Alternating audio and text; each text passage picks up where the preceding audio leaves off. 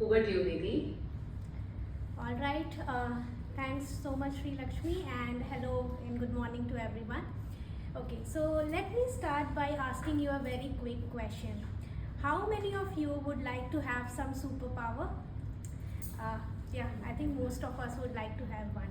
And what if you can just have one? What would it be? Maybe flying, or invisibility, or maybe even reading minds. So here's what I have experienced over the last several years. We as leaders uh, actually do have access to a real superpower, although most of us don't really recognize it. Let me tell you a quick story about Satya Nadella, who shared this about his early days at Microsoft. In a job interview, he was asked a very simple question. The question was, if you see a baby crying on the road, what would you do? Satya Nadella replied logically, I'll call emergency services. Now the interviewer stopped him and said, no, you will first pick the baby up. Now that moment stayed with him, not because he said a wrong answer, but the fact that leadership is not just about doing the right things logically, but it is about responding humanly. Now, years later, when he stepped in as the CEO of Microsoft, he actually carried this moment in the way he led the organization by responding more, right? By listening more, by reacting less, and maybe staying in control. Now that's emotional intelligence in action. Now the question becomes why emotional intelligence is really important, right? We often think that maybe leadership is about knowing the right answers, or maybe responding quickly or taking decisions fast.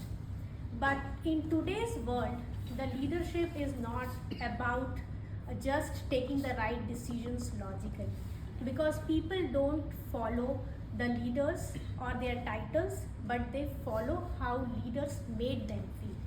And that's where emotional intelligence come into picture. Now the question becomes how we actually build this superpower.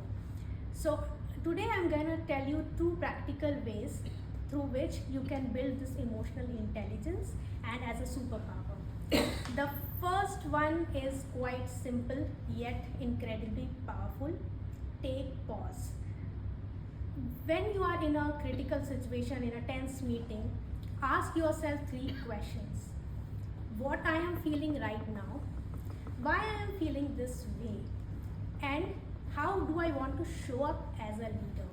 Now taking this pause will actually create space, and this space will really help you reflect, and then the reaction will turn into response.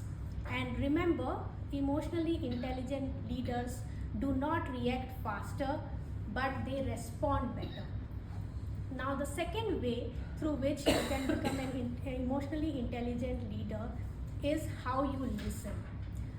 Most of the people listen with the intent to respond, but emotionally intelligent leaders listen with the intent to understand, right? So they create a space for people where they feel heard, and when people feel heard and not judged, the trust becomes more.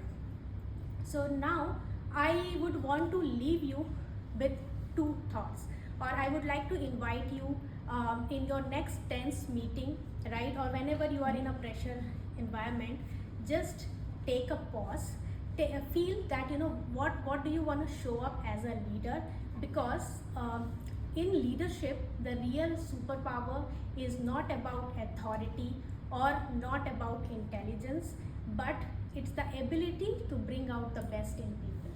So yeah, that's all from my end. Thank you everyone.